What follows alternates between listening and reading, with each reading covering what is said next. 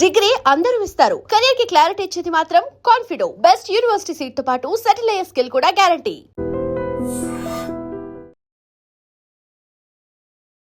Hi నమస్తే, welcome to I dream. నేను మీ anchor Pratyusha. ఈరోజు మనతో పాటు మన స్టూడియోలో మోటివేషనల్ స్పీకర్, లాంగ్వేజ్ ట్రైనర్ విజయ బంగారు గారు మనతో పాటు ఉన్నారు. సో మ్యామ్ తో మాట్లాడదాం, చాలా విషయాలు తెలుసుకుందాం. హాయ్ మ్యామ్, నమస్తే. నమస్తే. ఎలా ఉన్నారు? నేను బాగున్నాను మ్యామ్, మీరు ఎలా ఉన్నారు? బాగున్నాను. సో పెళ్లి అంటే అప్పట్లో ఏంటంటే ఒక నెల ముందే బంధువులందరూ ఇంటి నుండి ఉండిపోతారు అనమాట. సో అప్పుడే నెల ముందే పెళ్లి హడావుడి స్టార్ట్ అయిపోతూ ఉంటుంది. సో ఎన్నో ఫంక్షన్స్, ఎంతో మంది జనాలు, అంతా బాగుండేది. బట్ ఇప్పుడు యూత్ ఎలా తయారైందంటే చాలా ట్రెండీగా మైక్రో వెడ్డింగ్స్ ఎక్కువ చేసుకుంటున్నారు. అసలు ఎందుకు యూత్ కి ఇప్పుడు దీని మీద ఇంట్రెస్ట్ వచ్చిందంటారు? ఇంట్రెస్ట్ కాదండి, ఇది టైం లేకపోవడమే అంతే. ప్లస్ టైం లేకపోవడము, ప్లస్ డబ్బు కూడా సేవ్ చేసుకోవచ్చు. అనవసరంగా ఆర్భాటాలకు పోకుండా మనం తొందరతో ముగిచేసుకుందాం అనేసి. ఇప్పుడు సపోజ్ పెళ్లి కొడుకు ఎక్కడ ఉంటాడు? US లో ఉంటాడు. ఆయన కరెక్ట్ గా పెళ్లి ముందు ఒక 15 days ముందు వస్తాడు. ఆ 15 days ముందు వచ్చేసి మళ్ళీ ఆయన షాపింగ్లు అవన్నీ అయిపోతాయి. అప్పటికి 2-3 రోజులు గడిచిపోతాయి. ఇంకా పెళ్లి ఎంత ఉంటుంది? 4-5 రోజులు టైం ఉంటుంది. సో లేదు, నేను పాత సంప్రదాయంలో 16 రోజుల పెళ్లి చేస్తానంటే ఆయన వెళ్ళిపోతాడు ఆయన. కాబట్టి అంటే జనరల్గా అంటే యూత్ ఏం ప్రిఫర్ చేస్తున్నారంటే టైం సేవ్ చేసుకోవచ్చు. ప్లస్ డబ్బులు అనవసరంగా 100 రకాలు వండేసి. ఇదివరకు ఏంటంటే పెళ్ళి అంటే పాత కాలంలో ఏంటంటే పెళ్ళి అనగానే ఎంతమందో బంధువులు, మిత్రులు, ఎప్పుడో కలవని వాళ్ళు కూడా ఒక 16 రోజుల ముందు ఇంటికి వచ్చేసి ఇల్లంతా సందడి చేసేవాళ్ళు. ఇల్లంతా వాళ్ళే. అసలు పెళ్లి సందడి లాగా ఉంది ఇల్లు, మీ ఇల్లు పెళ్లి లాగా ఉంది అని చెప్పేవాళ్ళు. ఎందుకంటే అంతమంది. ఇప్పుడు ఎవరికి అంత టైం లేదు, ఎవరు రావట్లేదు. పెళ్లి 1 గంట ముందు వస్తున్నారు, అక్షంతలు వేసేసి తింటున్నారు, లేకపోతే లేదు, వెళ్ళిపోతున్నారు. ఎందుకంటే ఎవరి దగ్గర టైం లేదు, అందరూ బిజీగా ఉంటున్నారు. కాబట్టి అందరూ ఏం చేస్తారు అంటే ఈ యూత్ ఏమనుకుంటున్నారంటే ఎందుకు ఎవరు రావట్లేదు, పిలిచినా కూడా నాకు ఆ పని ఉంది ఈ పని ఉంది అని అంటున్నారు. మనం ఎందుకు టైం వేస్ట్? పెద్ద ఫంక్షన్ హాల్ బుక్ చేసేసుకొని దానికి 10 లక్షలు కట్టేసి, అది కూడా ఎప్పుడో 1 సంవత్సరం కింద బుక్ చేసుకోవాలి. సో ఇవన్నీ అంటే time waste of money, waste of time అని అనుకొని సింపుల్గా ఎంత వీలైతే ఓన్లీ మనకు బాగా బంధువులు వీళ్ళని మాత్రమే పిలుచుకొని ఒక 100 మందితో పెళ్లి చేసుకుంటాను. నేనైతే నిజంగానే అదే కరెక్ట్ అంట. ఏంటంటే ఎన్ని పెళ్లిళ్ళల్లో మనం చూసాము, మీరు చూసారో లేదో, ఒక 100 రకాల వంటలు వండుతారండి. అవి ఎవరు తింటారు, ఏం చేస్తారు, ఎంత వేస్ట్ చేశారు?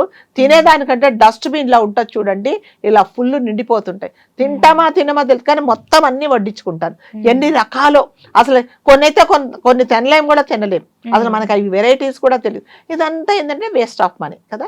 దాని బదులు చాలా మంది ఇప్పుడు ఈ మధ్య నిజంగా నాకు చాలా నచ్చిన విషయం, ఇప్పుడు యూత్ ఏమంటున్నారంటే ఎందుకు అనవసరంగా అంత డబ్బులు ఖర్చు పెట్టుకోవడము, దాని బదులు ఆ డబ్బులు 5-6-10 లక్షలు ఉంటే ఎక్కడన్నా భూమి కొనుక్కోవచ్చు, లేకపోతే సేవింగ్స్ చేసుకోవచ్చు, లేకపోతే ఇంకొకటి ఏదన్నా కొనుక్కోవచ్చు. అనవసరంగా వేస్ట్ కదా.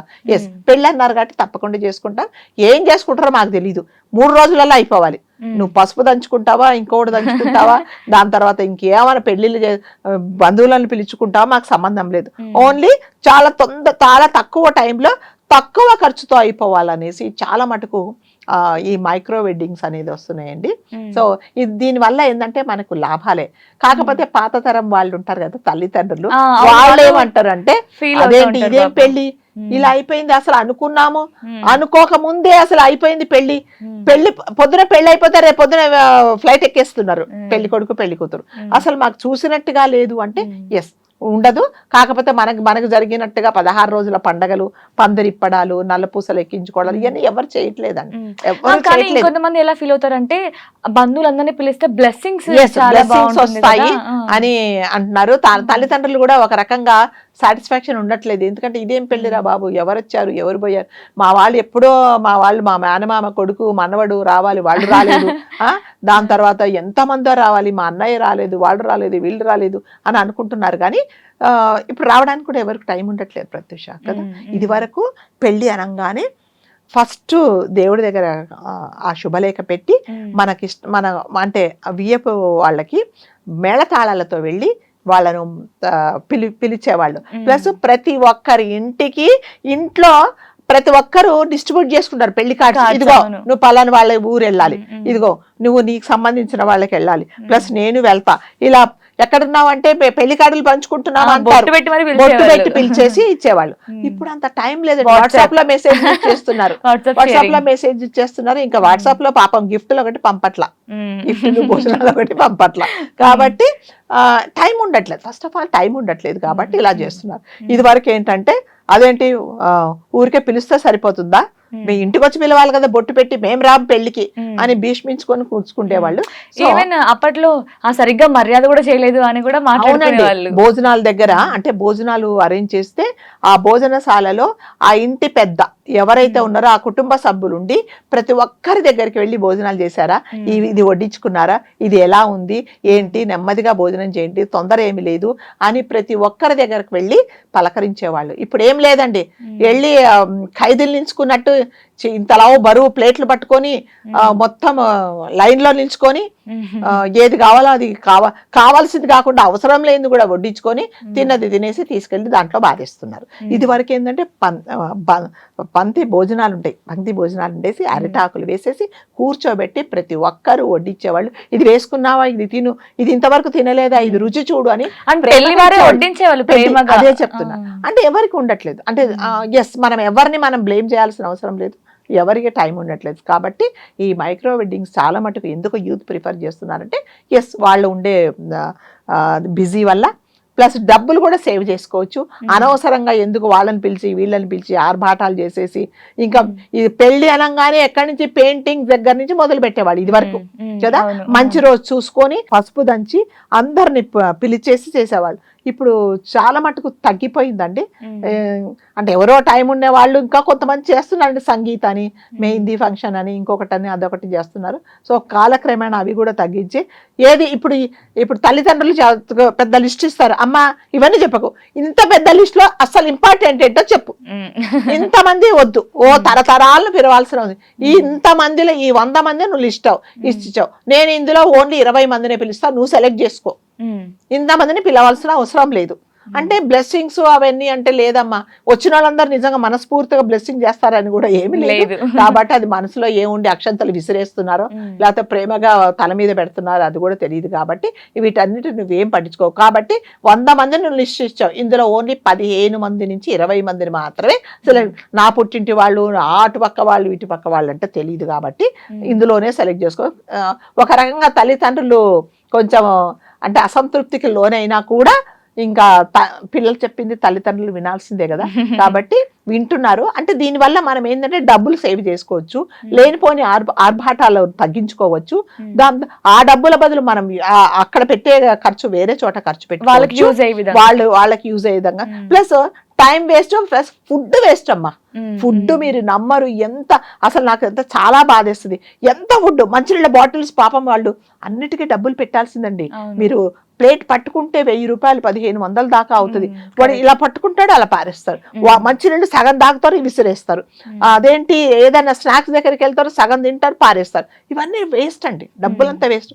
అదే మీరు కూర్చొని వడ్డించారా అంటే నిజంగానే మీరు అన్నట్టుగా టైం ఎవరికి వడ్డిస్తే మీకు కావాల్సింది మాత్రమే అడుగుతారు కదా, ఇంతే చాలు, మళ్ళీ కావాలా మళ్ళీ పిలిచి వడ్డించుకున్నారు. కానీ ఇవన్నీ ఇక్కడ జరగట్లేదు, టైం లేదు. సో తల్లిదండ్రులు ఒక రకంగా అసంతృప్తిగా ఉన్నా కూడా సో ఇవన్నీ ఆలోచించేసి సరే పోనీలే, నువ్వు చెప్పింది కూడా మంచిదే, మరి ఇప్పుడు నేను నీతో పాటు ఉండాలా వద్దా, పెళ్లి నాకు 15 రోజులే అమ్మా సెలవు, నేను టికెట్ కూడా బుక్ చేసుకున్నా, మరి నువ్వు పెళ్లి 14 రోజులు చేస్తావంటే నేను బిజీగా ఉంటా, నీతో పాటు నేను కూర్చొని మాట్లాడలేను, మరి నేను నెక్స్ట్ డే ఫ్లైట్ ఎక్కి వెళ్ళిపోతా, ఓకేనా? తల్లిదండ్రులు వద్దురాబాబు నువ్వు వాళ్ళతో కలిసే బదులు నాతో పాటే ఉండు అని చెప్పేసి వాళ్ళు కూడా ఒక చోట కాంప్రమైజ్ అవుతున్నారు. ఇది ఒక రకంగా మంచిదేనండి. సరే సాంప్రదాయాల ప్రకారం ఇంకా పెళ్లిళ్ళు అయితే చేసుకుంటున్నారు, దానికి మనం సంతోషపడాలి. సో టెన్షన్ ఉండదు, డబ్బులు ఖర్చు అంతే కదా, హ్యాపీగా హడావుడి ఉండదు, ఏముండదు. ఫ్యామిలీ ఫంక్షన్ లో ఇంట్లో ఏదో ఒక చిన్న ఫంక్షన్ జరిగినట్టుగా చేసుకుంటున్నారు. ఆ ఫ్యామిలీ వాళ్ళని ఈ ఫ్యామిలీ వాళ్ళని దగ్గర బంధువులను మాత్రమే పిలుస్తున్నారు. సో చిన్న అంటే ఖర్చు ఎంత వీలైతే అంత తగ్గించుకొని పెట్టుకుంటున్నారు కాబట్టి డబ్బులు వేస్ట్ చేసుకోకుండా మరి ముఖ్యంగా ఫుడ్ వేస్ట్ చేసుకోకుండా మన టైం వేస్ట్ చేసుకోకుండా అబ్బో ఇంత పెద్ద పెళ్లి చేశారు ఎందుకో ఇంత ఖర్చు అనే విమర్శలు ఎదుర్కోకుండా పెళ్ళికి వచ్చి బ్లెస్సింగ్స్ ఇవ్వాలి అదే చెప్తున్నా. సో అందుకని ఏమంటారు ఎందుకమ్మా వచ్చిన వాళ్ళందరూ నిజంగా నీ మనస్ఫూర్తికి వస్తున్నారా అబ్బాయి ఇన్ని వండారండి కానీ అది ఉడకలేదు ఇది ఉడకలేదు ఇందులో ఉప్పు తక్కువైంది అందులో కారం తక్కువైంది అసలు మమ్మల్ని పలకరించలేదు వాళ్ళ హడావుడే వాళ్ళకి సరిపోయింది ఆమె వడ్డానని తిప్పడమే సరిపోయింది ఇవన్నీ మాట్లాడుకుంటే బదులు డబ్బు ఖర్చు పెట్టి మళ్ళీ ఇవన్నీ మాటలు ఎందుకని చెప్పేసి అందరు యూత్ అంతా నిజంగా నేనైతే ఇదైతే నాకు ఇష్టమైన ఇదండి నిజంగా ఎందుకంటే అన్ని వేస్టే దీనివల్ల కాబట్టి మన వాళ్ళు మనకు మనస్ఫూర్తిగా మనము సంతోషపడాలి జీవితాంతం వీళ్ళిద్దరు కలిసి చక్కగా ఉండాలని ఎవరైతే దీవిస్తారో వాళ్ళే రాని అని చెప్తున్నారు నిజంగా వాళ్ళే వస్తున్నారు కాబట్టి నన్ను పిలవలేదు అని మొహం మార్చుకునే వాళ్ళు రావట్లేదు కాబట్టి ఇది నిజంగానే మైక్రో వెడ్డింగ్ అనేది ముందు ముందు ఇలా జరిగితేనే కొన్ని ఖర్చులు మనం కూడా అదుపులో పెట్టుకోవచ్చు. కరెక్ట్. సోషల్ మీడియా గురించి మాట్లాడితే అంటే సోషల్ మీడియా వల్ల మనకు చాలా బెనిఫిట్సే ఉన్నాయి అంటే ప్రపంచంలో ఏం జరుగుతుందో తెలుసుకోవచ్చు అట్ ద సేమ్ టైం లేనివి కూడా ఊహించి ఒకటి క్రియేట్ చేయడం ఒక మనిషి గురించి ట్రోల్ చేయడం వేరే పోస్ట్ కింద వెళ్ళి మన కామెంట్స్ బ్యాడ్ కామెంట్స్ పెట్టడం రీసెంట్గా మనకి బర్నీ గారి గురించి కూడా ఆ తనికెళ్ళ బర్నీ గారి గురించి మోడీ గారిని కలిశారు సో దాన్ని కూడా ట్రోల్ చేశారు అంటే ఏదో నువ్వు పద్మశ్రీ కోసం ఆయన దేవుడితో పోల్ చేస్తున్నావు అదొక విషయం ఆయనకి ఏవో విల్లాలు ఉన్నాయి కార్లు ఉన్నాయి చాలా ధనవంతుడు అని చెప్పేసి అదొక ట్రోలింగ్ సేమ్ టైం ఇంకొక అమ్మాయి గురించి కూడా బ్యాడ్ గా అమ్మాయి పోస్ట్ కింద బ్యాడ్ కామెంట్స్ పెట్టడం వల్ల అమ్మాయి సూసైడ్ వరకు వెళ్ళింది సో ఇవన్నీ మనం ఎలా చూడొచ్చు అంటారు దీన్ని ఎలా అరికట్టగలం ఈ చూసేదేం లేదు కమెంట్స్ చూడకూడదు అంతే బడ్ కమెంట్స్ చూడకూడదు అంటే మీకు మనం అందరం మీడియాలో ఉన్నాము తెలుసు మనకి కదా కొన్ని వర్గాలు ఉంటాయి కొంతమంది ఉంటారు అందులో మనం చెప్పిన మంచి తీసుకోకుండా అంటారు కదా జల్లెడ పట్టి వెతికినట్టుగా అందులో ఏం తప్పులు ఉన్నాయి ఏం మాట్లాడారు సో అనేసి అందులో తప్పులు వెతికి దాన్ని హైలైట్ చేసే వాళ్ళని సో మనం అసలు కేర్ చేయకపోవడమే మంచిది అందుకని కాకపోతే ఏంటంటే ఎస్ మనం ఒక మీడియాలో ఉన్నప్పుడు కామెంట్స్ వచ్చినా కూడా మనము దాన్ని పట్టించుకోకూడదు ఒకవేళ చదివినా కూడా దాన్ని మనం కేర్ చేయకూడదు వీళ్ళు అన్నారే వాళ్ళు అన్నారే అంటే ఎస్ మనము దీంట్లో ఉన్నాం కాబట్టి సోషల్ మీడియాలో ఉంటే ఎంతోమంది ఎన్నైనా మనం అందరికీ నచ్చాలని లేదు కదా ప్రత్యూష కదా నేను ప్రత్యూష అంటే నాకు చాలా ఇష్టం కానీ ప్రత్యూషాన్ని అందరు ఇష్టపడాలని లేదు అట్లాగే మేడం అంటే మీకు ఇష్టం కానీ మీకు ఇష్టమైనంత మాత్రం అందరు యాంకర్లకు ఇష్టమని లేదు కదా కాబట్టి మనం ప్రతి ఒక్కరిని సాటిస్ఫై చేయలేము ప్రతి ఒక్కరి దగ్గరికి వెళ్ళి మనము నా గురించి పెట్టకు ప్లీజ్ నేను ఇది మాట్లాడాలనుకున్నా నీకు ఇలా అర్థమైందా నా గురించి కమెంట్ పెట్టకు అంటే వాళ్ళు ఆపరు ఇంకా ఎక్కువైపోతారు అనమాట అంటే కొంతమంది ఏంటంటే ఒక వీడియో అప్లోడ్ అవ్వగానే ఫస్ట్ అందులో మంచి తీసుకోకుండా నెగిటివ్ పాయింట్సే చూస్తారు ఇంకా కొంతమంది ఏం చేస్తారంటే అసలు పక్క నుండి మనం చూసినట్టు 24 hours వాళ్ళ షాడో లాగా మనము నీడలాగా ఎంబడి ఉండి అన్ని చూసినట్టు ఆ చేసేవాడు ఎవరో మన కన్సర్న్ తీసుకొని చెప్పినట్టుగా దగ్గరుండి చూసినట్టుగా మాట్లాడతారు సో దాని వల్లనండి కొంతమంది నిజంగా చాలా బాధపడిపోతారు కొంతమంది అసలు పట్టించుకోరు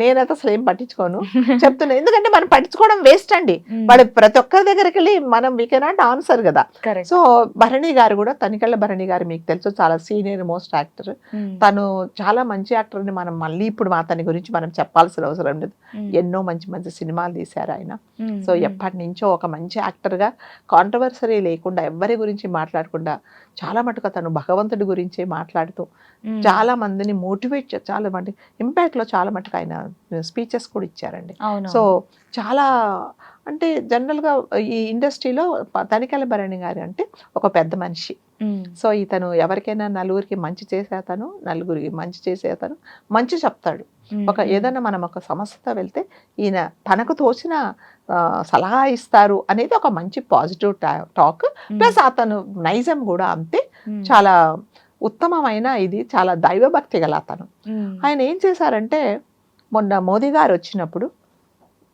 ఆయనను కలిసేసి అంటే ఆయనను చేతులు ఇలా ముద్దు పెట్టుకొని చాలా ఎమోషనల్ అయిపోయారనమాట ఎంత ఎమోషనల్ అయిపోయారంటే ఆయన కలిసి వచ్చిన తర్వాత నా జీవితం ధన్యమైపోయింది నేను ఒక రాముణ్ణి కృష్ణుణ్ణి శివుణ్ణి చూడలేదు కాదు అలాంటి ఒక వ్యక్తిని నేను చూశాను నేను చాలా అదృష్టవంతుణ్ణి నా జీవితం ధన్యమైపోయింది ఆయన చేతిలో నేను ముట్టుకున్నాను సో నేను చాలా బ్లెస్డ్ అనేసి తన ఎమోషన్ ఏదుందో అది ఆయన ట్వీట్ చేశారు జనరల్గా మనమైతే నిజంగానే కదా నిజంగా ఆయనని వెళ్ళి కలవడం అనేది ఎంత భాగ్యం ఉంటేనే కలుస్తారు కదా. మనకు ఆ భాగ్యం లేదే. భరణి గారిని ఆయనని కలిశారు కాబట్టి భరణి గారిని కలిసి కనీసం ఆయన చేతులు మనం ముట్టుకుంటే కూడా మనం కూడా ధన్యులమే అనేసి మనం అందరం ఒక పాజిటివ్ థింకింగ్లో అనుకుంటాం.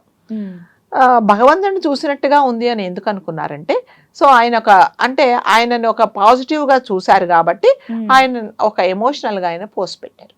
కొంతమంది కొన్ని కమ్యూనిటీస్ ఏం చేశాయంటే దీన్ని నెగిటివ్గా రాయడం మొదలుపెట్టాయి. ఏమని, నీవు చాలా కష్టపడి వెళ్ళి కలిసావు, మరి ఆయనను కలవడానికి నువ్వు ఎంత ఇన్ఫ్లుయెన్స్ చేసావో ఏంటో, మామూలుగా మీరు కలవలేము, ఆయనను కలవడానికి నువ్వు ఎంత కష్టపడ్డావో, ఎన్ని సంవత్సరాల నుంచి కష్టపడ్డావో, కాబట్టి ఆయనను ఎన్ని కలవడం అనేది చాలా ఇది.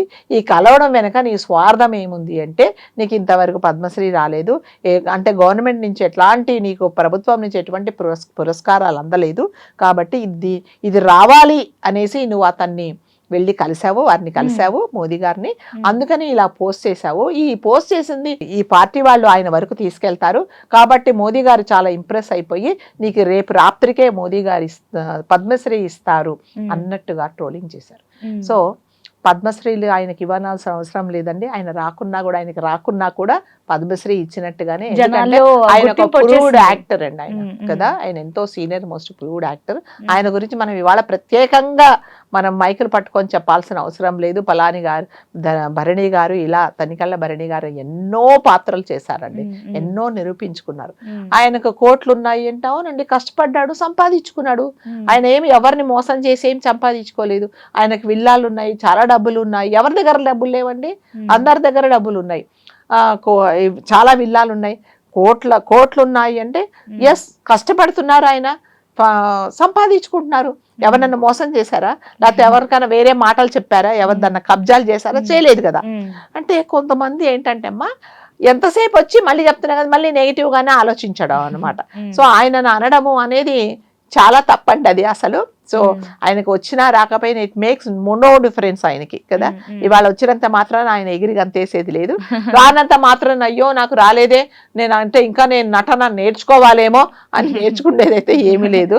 ఆల్రెడీ ఆయన తల పండిపోయిన ఆయన అన్ని నేర్చుకున్నారు. కాబట్టి మళ్ళీ చెప్తున్నా, అంటే ట్రోలింగ్స్ అనేవాళ్ళు, కొంతమంది ట్రోల్ చేసేవాళ్ళు ఏంటంటే పని పాట లేక చేస్తున్నారు. అంటే దీనివల్ల కొంతమంది హర్ట్ అవుతున్నారు. ఈ మధ్య రీసెంట్గా ఒక అబ్బాయి ఇద్దరు పెళ్లి చేసుకోవాలనుకున్నారు. అనుకున్నప్పుడు అతనికి వాళ్ళ ఫ్యామిలీలో, ఆ అబ్బాయి వాళ్ళ ఫ్యామిలీలో ప్లస్ అతనికి కూడా HIV ఉందని చెప్పేసి ఈ అమ్మాయి తల్లిదండ్రులకు తెలిసేసి, లేదు అతన్ని పెళ్లి చేసుకోవద్దు అని అమ్మాయిని చెప్పారు. ఆ అమ్మాయి కూడా సరే అనింది.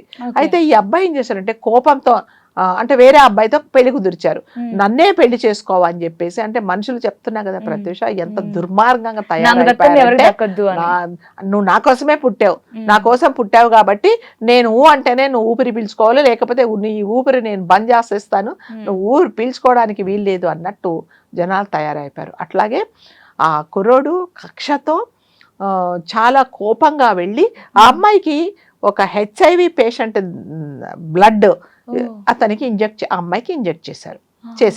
చేయగానే ఆ అమ్మాయి చాలా కంగారు పడిపోయింది, హాస్పిటల్ తీసుకెళ్లారు.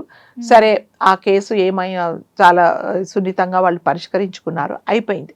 వాళ్ళు ఫ్యామిలీ వాళ్ళు చూసుకున్నారు, అది వాళ్ళ మధ్యలో విషయం. ఇప్పుడు ఏం చేస్తున్నారంటే ఈ ట్రోలర్స్ అందరూ, ఈ అమ్మాయికి ఆల్రెడీ HIV ఉంది, ఈమె తిరిగిపోతూ, ఈమె అతన్ని మోసం చేసేసింది, ఈమెకు క్యారెక్టర్ లేదు, ఈమె ఎంతమందినో ఇలా మోసం చేసిందని జనాలు, పెన్ను ఉంటుంది కదా చేతిలో, ఇష్టం వచ్చినట్టు పెన్ను చేతిలో ఉంటుంది, లేకపోతే కీబోర్డ్ చేతిలో ఉంటుంది, కాబట్టి వాళ్ళకు తోచింది ఏమనుకుంటే అది రాసేసారండి. అంటే యాజ్ ఇఫ్ మళ్ళీ చెప్పినట్టుగా ఆమె పక్కన ఉండి వీళ్ళు చూసినట్టుగా, ఆమెను చిన్నప్పటి నుంచి ఈమె క్యారెక్టర్ వీళ్ళకు తెలిసినట్టుగా, అంటే మనసుకు ఏది తోస్తే అది, అంటే ఆ అమ్మాయిని చాలా కించపరుచుతూ, ఆమె క్యారెక్టర్ను చాలా తక్కువ చేస్తూ మాట్లాడి ఎంతమందో ఆమెను ట్రోల్ చేశారు. చేసినప్పుడు ఆమె ఏం చేసిందంటే, ఆల్రెడీ తను దెబ్బతిని ఉందండి కదా, నేను పెళ్లి చేసుకుందాం అనుకున్నాను, అతడికి ఇలా అయింది, అతను వచ్చి నన్ను బాధ పెట్టాడు, మరి ఇప్పుడు రేపొద్దున నాకు హెచ్ఐవి వస్తుందో ఏంటో అని మళ్ళీ పెళ్ళైతుందో లేదో, సో ఇన్ని ఉన్నాయి, ఇంత బాధలో ఉన్నాను, నా తల్లిదండ్రులు నా వల్ల బాధపడుతున్నారు అనేది ఆల్రెడీ ఆ అమ్మాయికి ఒక ట్రామా నడుస్తుంది. అది ఉన్నప్పటికీ ఈ అమ్మాయి ఏం చేసిందంటే చాలా డిప్రెషన్కి వెళ్ళిపోయి ఒంటరిగా కూర్చొని ఈ అమ్మాయి గురించి ఎవరెవరు బ్యాడ్గా కామెంట్ చేస్తున్నారు అవి చదవడం, పదే 24 గంటలు ఆ వీడియో ఆన్ చేయడము, ఈమె గురించి రాసింది చదవడం, ఇలా చేసి ఆ మైండ్ అంతా తన ఏంది ఎక్కించుకుందంటే తలంతా దేనితో నిండిపోయిందంటే నేను చెడ్డదాన్ని, నేను మంచిదాన్ని కాదు, నన్ను అందరూ ఇలా అంటున్నారు, నేను ఉండి వేస్ట్ అనేసి ఆ అమ్మాయి తన ప్రాణాలు తీసుకుందండి, సూసైడ్ చేసుకొని చనిపోయింది. దీనికి ఎవరండి బాధ్యత? ఎవరి బాధ్యత? నిజంగా హెచ్ఐవి ఎక్కించిన అతను కూడా కాదు, తల్లిదండ్రులు కాదు, ఎవరు బాధ్యత అంటే ఈ సొసైటీ కదా. ఈ సొసైటీ ఆ అమ్మాయిని చంపేసింది అనమాట. అంటే ఎప్పుడైనా సరే మనకు తెలియని విషయాలు మనం మాట్లాడకుండా ఉండడం మంచిదండి. అనవసరంగా మనం కామెంట్ చేసి అమ్మాయి జీవితాన్ని ఎవరు నాశనం చేశారంటే మళ్ళీ చెప్తున్నా ఈ జనాలే, ఈ బ్యాడ్ కామెంట్ చేసేవాళ్ళే. కాబట్టి అంటే సలహా ఏంటంటే అసలు మనం పట్టించుకోకూడదండి, బ్యాడ్ కామెంట్స్ అనేది అసలు పట్టించుకోకూడదు. ఒకవేళ చదివినా కూడా నిజంగా మంచి కామెంట్ అయితే, మంచిగా ఎవరైనా మమ్మల్ని విమర్శిస్తే వాళ్ళు మంచి హృదయంతో మేడం ఇది మీరు కరెక్ట్ చేసుకోండి, మీరు ఇలా మాట్లాడారు, సో ఇలా ఇది మీరు పొరపాటున అన్నారు, మీరు కరెక్ట్ చేసుకోండి అన్నప్పుడు ఎస్ మనం నిజంగానే కరెక్ట్, అది సద్విమర్శ. అట్లాగే అమ్మ యాంకర్ నువ్వు ఇలా ఇదేదో నువ్వు మాట్లాడేటప్పుడు ఫ్లోలో ఇలా అన్నావు, ఇలా అనకూడదు అన్నప్పుడు ఎస్ అవునా అనేసి మళ్ళీ మనం మాట్లాడుకుంది ఒకసారి రివైజ్ చేసుకొని ఎస్ నెక్స్ట్ షూట్ లో మనం మాట్లాడకుండా ఉంటాం కదా, అది మంచి విమర్శ. అంతేగాని మీరు ఇలా అనవసరంగా చూసినట్టు వాళ్ళ క్యారెక్టర్ మీరు మాట్లాడితే మరి ఒక నిండు ప్రాణాన్ని తనకు బలైపోయింది కదా. దీనికి అందరికి ఎవరు కారణం అంటే మళ్ళీ సొసైటీని. కాబట్టి కానీ అంటే మీరు చెప్తున్నారు కదా కామెంట్స్ చూడొద్దు, దాన్ని మనసుతో తీసుకోవద్దు అని చెప్తున్నారు. బట్ అది సెలబ్రిటీస్ కి సాధ్యం అవుతుంది కానీ కామనర్స్ కి అసలు సాధ్యం కాదు మ్యామ్. అంటే మనం ఎవ్రీ మినిట్ కి మనకు వచ్చే కామెంట్స్ చూస్తూ ఉంటాం, దాన్ని పర్సనల్ గా తీసుకుంటూ ఉంటాం. ఒకవేళ మనం తీసుకోకపోయినా మన ఫ్యామిలీ చూస్తూ ఉంటుంది కదా, సో చూసి అవన్నీ కూడా నువ్వు ఇలా చేయడం బట్టే నీకు బ్యాడ్ కామెంట్స్ వస్తున్నాయి. అవునండి, దాంట్లో బ్యాడ్ కామెంట్స్ ఎందుకు వస్తున్నాయంటే నేను చేసింది నీకు నచ్చలేదు, మరి మంచి కామెంట్స్ రాసే వాళ్ళు కూడా ఉన్నారు కదా. ఇప్పుడు ప్రతి ఒక్కరి దగ్గరికి వెళ్ళి నేను అదే చెప్తున్నా, కాదు నేను ఈ ఉద్దేశంతో మాట్లాడాను, దయచేసి నన్ను ట్రోల్ చేయకండి అంటే వింటారా? వినరు. ఫ్యామిలీ వాళ్ళు ఎప్పుడు అన్నారండి ప్రత్యూష, ఎందుకంటే వాళ్ళ అమ్మాయి ఏంటో తెలుసు, వాళ్ళ అమ్మాయి ఏం మాట్లాడిందో తెలుసు. సో వాళ్ళ అమ్మాయి మాట్లాడిన దాంట్లో ఎవరో ఇతని వాళ్ళు దాన్ని వెతికి దాన్ని బ్యాడ్ గా కామెంట్ చేసినంత మాత్రాన ఫ్యామిలీ వాళ్ళు ఇంకా సపోర్ట్ చేస్తారు. నువ్వు ఒక్కొక్కసారి ఫ్యామిలీ కూడా మనకి రివర్స్ అవుతుంటుంది. ఆ సిచువేషన్ లో మనం ఎలా డీల్ చేయాలి? అప్పుడు ఏం చేయాలంటే ఫ్యామిలీకి వాళ్ళ పిల్లల మీద ఫస్ట్ ఆఫ్ ఆల్ నమ్మకం ఉండాలి కదా. నమ్మకం లేకపోతే నీ పిల్లలను నీ ప్రత్యూషను వాళ్ళ అమ్మ వాళ్ళ నాన్నగారే నమ్మకపోతే ఇంకెవరు నమ్ముతారు కదా. కాబట్టి ఇలాంటి ఉన్నా కూడా ఫ్యామిలీ దయచేసి మీరు పిల్లలను అంటే ఎవరైనా సరే అవునా నిజమే నువ్వేదో మాట్లాడావు, నువ్వేదో అన్నావు, అందుకనే వీళ్ళ కామెంట్ చేశారు అని అంటే మనము అంటే నచ్చను. ఇప్పుడు ఎవరైనా ఒక మనిషి నచ్చనప్పుడు దాంట్లో అన్ని మైనస్ పాయింట్సే వెతుకుతారు కదా. నచ్చింది అనుకోండి నేను సర్దుకుపోతా, అయ్యో ఈ రోజు ఇలా మాట్లాడింది ఏంటి ఈ అమ్మాయి, పోన్లే ఏదో పాపం చాలా ఎన్ని షోలు చేసిందో ఏమో, ఈ రోజు ఫ్లోలో ఏదో ఒక మాట మాట్లాడింది, నెక్స్ట్ టైం నేను సర్దుకోమని చెప్తాను కదా. అదే నాకు నచ్చలేదు అనుకో, నేను అదే హైలైట్ చేస్తా, అదేంటి ఇలా ఎందుకు మాట్లాడింది, ఇది తప్పు కదా అని చేస్తాను. కాబట్టి ఈ ట్రోలింగ్స్ ఈ కామెంట్స్ గురించి మనం పట్టించుకోకపోవడం. ఎస్ సెలబ్రిటీస్ అంటారా, వాళ్ళు దేనికి వాళ్ళు చెలించరు కాబట్టి అంటే వాళ్ళకి ఇట్ మేక్స్ నో డిఫరెన్స్. ఇప్పుడు తనికెళ్ళ భరణి గారు అన్నారు, ఆయన వరకు వచ్చిందో లేదో కూడా తెలియదు కదా. అంటే కావాలని ఒక మనిషిని టార్గెట్ చేసినప్పుడు మీరు అన్ని మైనస్ పాయింట్సే మాట్లాడతారు కరెక్ట్ కదా. కాబట్టి ఇలాంటివన్నీ ఏమీ పట్టించుకోకపోవడమే మంచిదండి. మనం ఎప్పుడైతే పబ్లిక్ లోకి వచ్చామో, ఎప్పుడైతే మనము ఒక మీడియాలో ఉన్నామో, ఎప్పుడైతే ప్రతి ఒక్క మనిషి మనను గుర్తిస్తున్నారో, అంటే సెలబ్రిటీస్ ఏంటంటే ఎంతమందిలో ఉన్నా ఆ మనిషిని గుర్తించే వాళ్ళే సెలబ్రిటీస్ కదా. చిరంజీవి గారు ఎక్కడున్నా గుర్తిస్తారు కదా. అట్లాగే ఇంకొకరు ఎవరో XYZ వాళ్ళను చూడంగానే గుర్తిస్తారు. సో మామూలు వాళ్ళని ఎవరు గుర్తించరు, ఎందుకంటే వాళ్ళు 24 గంటలు ప్రజలతో ఉంటారు కాబట్టి వాళ్ళను సెలబ్రిటీస్ అని అంటారు. కాబట్టి వాళ్ళు అవన్నీ ఏం పట్టించుకోరు. అలా పట్టించుకుంటే అసలు జనాలలోకే రారు. కాబట్టి మామూలుగా సామాన్య ప్రజలు కూడా ఎవరైతే మీడియా రంగంలో ఉన్నారో, ఎవరైతే నిజంగా ఎవరి గురించైనా ఎవరైనా మాట్లాడితే పట్టించుకోకపోవడమే మంచిది. ఎప్పుడు పట్టించుకోవాలంటే మనం ఏమైనా కరెక్ట్ చేసుకుంటేది ఉంటే తప్పకుండా కరెక్ట్ చేసుకోవడం విషయంలో మాత్రమే మనం పట్టించుకోవాలి. నైస్ మ్యామ్, చాలా చక్కగా ఎక్స్ప్లెయిన్ చేశారు. Thank you so much. Thank you.